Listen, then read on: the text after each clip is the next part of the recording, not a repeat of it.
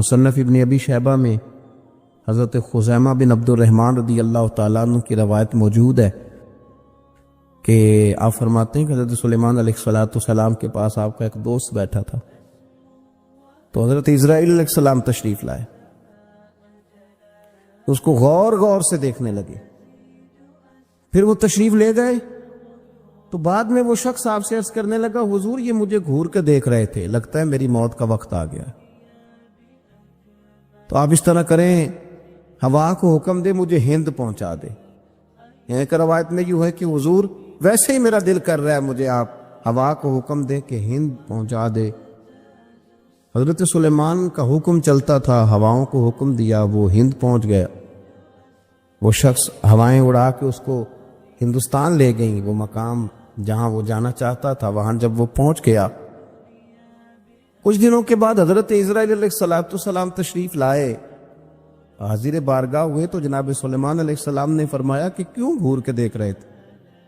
تو عرض کرنے لگے حضور میں اس لیے گھور کے دیکھ رہا تھا کہ مجھے تو حکم ہے کہ تھوڑی دیر کے بعد اس کی روح ہند میں قبض کرنی، اور یہ یہاں گھوم رہا ہے، تو اتنا لمبا سفر ہے تو یہ پہنچے گا بھی کیسے؟ لیکن مجھے حکم ہے، مجھے امر ہے، تو میں تو ہند کی طرف سفر کرنے لگا، لیکن جب میں گیا تو مجھ سے پہلے وہاں موجود تھا۔ حضرت سلیمان علیہ السلام کہنے لگے تیرے جانے کے بعد اس نے مجھ سے کہا، تو گھوڑے پہ، اونٹ پہ، پیدل تو جا نہیں سکتا تھا، تو میں نے ہوا کو حکم دیا تو اسے لے گئی۔ اس بات کو اور مضبوط کرتی ہے میرے نبی پاک صلی اللہ علیہ وسلم کی وہ حدیث جو صحیح مسلم میں موجود ہے، جو بخاری میں موجود ہے، جو مسند امام احمد بن حنبل میں موجود ہے۔ انس بن مالک رضی اللہ تعالیٰ عنہ فرمانے لگے کہ بدر کی رات نبی پاک صلی اللہ علیہ وسلم نے نشان لگائے تھے، نشان لگائے تھے، فرمایا فلاں کافر یہاں مرے گا، فلاں یہاں مرے گا، فلاں یہاں مرے گا۔ حضرت انس بن مالک رضی اللہ تعالیٰ عنہ فرماتے ہیں جہاں حضور نے چھڑی سے نشان لگایا تھا قطعاً ایک کافر نے وہاں سے تجاوز نہیں کیا، اسی جگہ اس کی موت آئی، وہ وہیں مرا جہاں حضور نے کہا تھا۔ تو موت کا وقت بھی مقرر ہے، موت کی جگہ بھی مقرر ہے، موت کو یاد کرنے کا بھی حکم ہے، لیکن موت مانگنے سے منع کر دیا گیا۔ ہمارے معاملات کے اندر للہیت ختم ہوتی جا رہی ہے، خلوص نہیں رہا، کرامتیں ہیں، کہانیاں ہیں، داستانیں ہیں، الزامات ہیں، جھوٹ ہے، فریب ہے، فراڈ ہے، بڑا کچھ ہے۔ اگر نہیں ہے تو خلوص نہیں ہے، اگر نہیں ہے تو ہمارا اللہ اور اس کے رسول کے ساتھ رضا والا معاملہ نہیں ہے۔ کسی چیز کو اس کی حقیقت کی بجائے ہم تصورات کی دنیا میں جا کے، خیالات، توہمات اور افواہوں کی دنیا میں جا کے اس کو قبول کرتے ہیں۔ یاد رکھو جن لوگوں کی زندگیاں اللہ کی رضا کے لیے تھیں وہ لوگ بڑے اچھے تھے، بڑے خوش بخت تھے، بڑے خوش نصیب تھے، انہیں بدر کے میدان میں گردنیں کٹانے میں بھی بڑا ہی مزہ آیا تھا انہیں۔ اب دیکھیں نا احد کے میدان میں جانے دینے میں بھی انہیں بڑا مزہ آیا۔ جب آدمی میں خلوص ہوتا ہے تو اس کے لیے جان قربان کرنا بھی آسان ہو جاتا ہے، لیکن جب خلوص نہیں ہوتا پھر گفتگو ہوتی ہے، پھر باتیں ہوتی ہیں، پھر داستانیں ہوتی ہیں، پھر کہانیاں ہوتی ہیں، پھر لب و لہجہ ہوتا ہے، پھر منصوبہ سازی ہوتی ہے، پھر ہیلے بہانے، پھر سورے کبرے جوڑ کے لوگ کہانیاں اور داستانیں بناتے ہیں۔ خلوص اور للہیت کے ساتھ اللہ کی بارگاہ میں جھکے، عبادتوں کا، ریاضتوں کا، تلاوتوں کا جتنا اللہ ہمیں موقع دیتا ہے اس میں خلوص شامل کرنے کی کوشش کریں، للہیت شامل کرنے کی کوشش کریں، اللہ کی رضا شامل کرنے کی کوشش کریں۔ ہمارے آج کل کے جتنے امور ہیں ان امور کے اندر دنیا داری غلبہ کرتی چلی جا رہی، ہر کام میں دنیا داری کی آمیزش ہو جاتی ہے، نہ چاہتے ہوئے بھی، نہ ارادہ کرتے ہوئے بھی، بہت ساری جگہوں پہ، اور دنیا داری اتنی غالب ہو گئی ہے کہ دنیا ہی دنیا نظر آنے لگ گئی ہے، دنیا ہی دنیا، یعنی کوئی چیز کیمرے کی آنکھ سے چھپ نہیں پا رہی، کوئی بات ایسی نہیں جس پر لوگوں کی نظریں نہ ہو، کوشش کرے۔ اور عجیب بات یہ ہے کہ دنیا داری ہو، دولت ہو تو اس کو چھپا کے رکھا جاتا ہے، اور دین کی کوئی بات ہو اس کو نشر کرنا ضروری سمجھا جاتا ہے تاکہ لوگوں کو میرے تقوی اور میری پرہیزگاری کی خبر جلدی جلدی مل جائے۔ چھوڑے ریاکاریاں، چھوڑے تصنع، کوئی بھی کام کریں تو پہلے دل سے فتویٰ پوچھیں، پہلے اپنے آپ سے پوچھیں کہ یہ جو کام میں کر رہا ہوں، جس طرف میں جا رہا ہوں، یہ بات درست ہے کہ نہیں۔ پھر جب آپ سمجھ لیں کہ بات درست ہے پھر اس پر اور محنت کریں اور خلوص کا مظاہرہ کریں۔ تو یہ جو ہمارا مزاج ہے نا لوگوں کو دکھانے کا، بتانے کا، سنانے کا، شیخ ابو العباس مرسی فرماتے کہ مجھے کئی دفعہ محبوب کریم علیہ السلام کا دیدار نصیب ہوا، میرا اور حضور کا معاملہ تھا، پھر میں نے لوگوں کو بتانا شروع کر دیا۔ فرماتے ہیں پھر انہوں نے آنا چھوڑ دیا، اس لیے کہ کچھ باتیں ایسی ہوتی ہیں جو بتانے کی نہیں ہوتی، لیکن کچھ بندوں کو بشارتیں ہوتی بڑی ہیں، وہ ان بیچاروں کو بدہضمی ہو جاتی، وہ بتائیں نا جب تک 20 لوگوں کو، تب تک ان کی وہ بدہضمی ختم ہے۔ حالانکہ ہر چیز بتانے کی، دکھانے کی، سنانے کی، ہر چیز کی وضاحت دینے کی نہیں ہوتی، ہر چیز ایسی نہیں ہوتی۔ حضرت ابو ہریرہ جیسے لوگ فرمایا کرتے تھے علم کی 2 تھیلیاں، ایک کھولی ہے، دوسری کھولوں تو مجھے قتل کر دو۔ ہر چیز کو بتانے سمجھانے کی ہوتی ہے۔ تو خلوص دیکھے کتنا ہے اس میں، للہیت کتنی ہے، اللہ کی رضا کتنی۔ میرے نبی رحمت صلی اللہ تعالی علیہ وسلم نا حضرت معاذ ابن جبل کو جب یمن کے لیے روانہ کرنے لگے تو رسول پاک علیہ السلام نے بڑی نصیحتیں فرمائیں۔ ان نصیحتوں میں درد بڑا تھا، کیوں؟ اس لیے کہ حضور نے انہیں بتلایا تھا کہ جب تم واپس آؤ گے تو میری تمہاری ملاقات نہیں ہوگی، تم میری قبر سے گزرو گے، ملاقات نہیں ہوگی۔ تو وہ جو نصیحتیں تھی نا اس موقع پر جب آپ گویا کسی سے آخری ملاقات کر رہے ہوتے، ان نصیحتوں کے اندر جو حسن ہوتا ہے، کمال ہوتا ہے، وہ تو جاتے جاتے کی بات، لے سجنا سا توڑ نبھائی جان ہی دیتی راہ تیرے، وہ جو جاتے جاتے کی گفتگو ہوتی ہے، وہ جو انداز ہوتا ہے بڑا کمال ہوتا ہے، اور اس کی گہرائی اور گہرائی کو وہ سمجھ سکتا ہے جس کو وہ لمحے میسر آتے، جو اس وقت اس مقام پہ کھڑا ہوتا ہے۔ حضرت معاذ ابن جبل رضی اللہ تعالیٰ عنہ تڑپ کے روئے کہ حضور کیا فرما رہے ہیں؟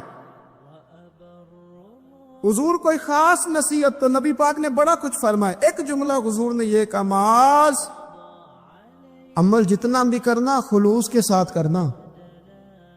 اور محبوب نے فرمایا تیرا خلوص کے ساتھ کیا ہوا تھوڑا عمل بھی رب کی بارگاہ میں زیادہ بنا کے تیرے لیے ذریعہ نجات بن جائے گا۔ جتنا بھی کرنا خلوص کے ساتھ کرنا، بولیے خلوص کے ساتھ کرنا، للہیت کے ساتھ کرنا، اس کے اندر کوئی کمزوری نہ آنے پائے، للہیت کے ساتھ، خلوص کے ساتھ، رواداری کے ساتھ، پیار کے ساتھ کر۔ میرے بھائیوں، یہ سمجھنے کا مقام ہوتا ہے کہ جب ہم اللہ اور اس کے رسول صلی اللہ علیہ وسلم کی رضا کے لیے کوئی عمل کرتے ہیں تو اس کا بھی ہمارے دل کو پتہ ہوتا ہے، اور جب اندر ریاکاریاں ہوتی ہیں تو ہمارے دل کو اس کا بھی پتہ ہوتا ہے۔ ہمیں دونوں باتوں کی خبر ہے۔ اب ہمیں خود سوچنا ہے، ہمیں خود فکر کرنی ہے، غور کرنا ہے کہ ہمارا انداز۔ ایک بزرگ تھے امام غزالی نے لکھا ہے، انہوں نے 7 سال پورے 5 نمازیں جماعت کے ساتھ پڑھی اور پہلی صف میں تکبیر اولیٰ کے ساتھ پڑھی۔ 7 دن نہیں پوری پڑھی جاتی 5 نمازیں پہلی صف میں پہلی تکبیر کے ساتھ۔ تکبیر اولیٰ کہتا ہے امام نے اللہ اکبر کہا پہلی تکبیر میں تو ہم نے بھی ساتھ ہی اللہ، پہلی صف میں 7 سال تک 5 نمازیں تکبیر اولیٰ سے، بہت بڑا کارنامہ ہے، بہت بڑی بات ہے۔ مطلب بندہ یہاں سے اٹھ کے آتے، وضو کرتے، کوئی معاملہ آ گیا، کوئی مطلب اس کو حاجت ہو گئی استنجا وضو کی، تو وہ ٹائم نکل جاتا ہے، کئی دفعہ ایسے ہوتا ہے۔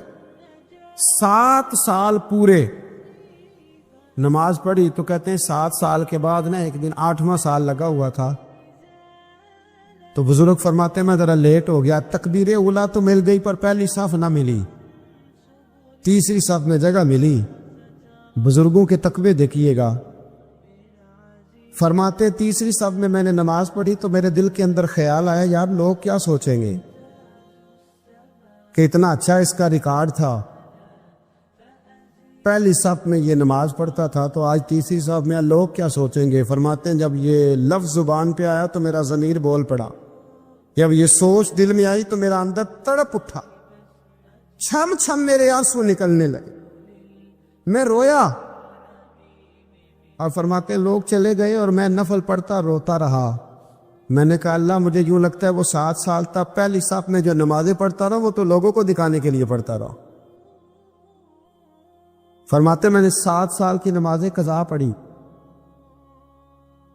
قضا نمازیں پڑھی، اس لیے کہ مجھے سمجھ آئی کہ وہ نماز اللہ کی رضا کے لیے نہیں تھی، وہ تو بندوں کو ریکارڈ بنانے کے لیے تھی۔ میں نے وہ 7 سال کی نمازیں قضا پڑھی۔ اور فرماتے ہیں اب دوبارہ سے جب میں جاتا ہوں تو پھر میں اپنے دل پہ غور کرتا ہوں کہ پہلی صف تکبیر اولا پر یہ بتا نیت کیا ہے، یہ بتا کہ تیرا ارادہ کیا ہے۔ شیخ سعدی فرمایا کرتے تھے تیرے وجود کا قبلہ تو سیدھا ہے، دل کے قبلے کی بھی بات بتا۔ حضرت موسیٰ کلیم اللہ علیہ نبینا علیہ الصلوۃ والسلام پر اللہ کریم نے وحی فرمائی کہ اے موسیٰ، اے میرے کلیم،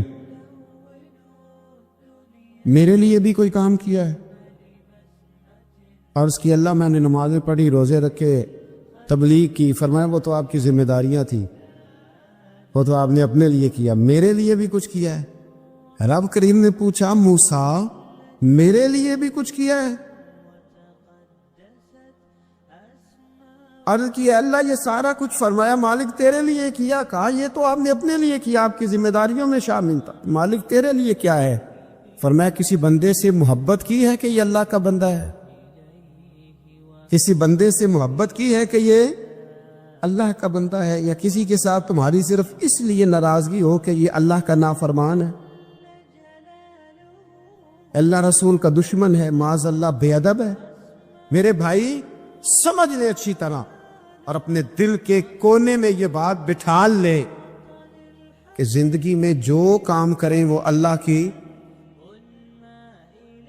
رضا کے لیے، چھوٹا سا بھی خیر کا کام۔ میرے رسول کریم علیہ السلام کا جو سب سے پہلا فرمان ہے نا بخاری میں، وہ یہ ہے کہ انما الاعمال بالنیات، تیرے عمل کا دار و مدار تیری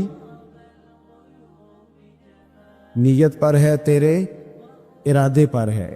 بنیاد تمہاری نیت ہے، بنیاد یہ ہے کہ تمہارا اندر سے اس کام کے لیے ذوق کیا ہے، شوق کیا۔ اگر وہ بنیاد مضبوط ہے تو پھر عمل کی جو آپ چھت ڈالیں گے وہ ساری چھت بھی مضبوط ہے۔ لیکن اگر ارادے کچے ہیں، کمزور ہیں، سازشیں ہیں، رنجشیں ہیں، اندر معاملات گڑبڑ ہیں، تو پھر کبھی دیواریں مضبوط ہو سکتی، نیتیں اچھی کریں۔ بڑی سادی مثال، بڑی صاف ستھری، مولا کائنات شیر خدا حضرت علی المرتضیٰ کرم اللہ تعالی وجہ الکریم نا، آپ ایک جگہ جنگ لڑنے کے لیے گئے۔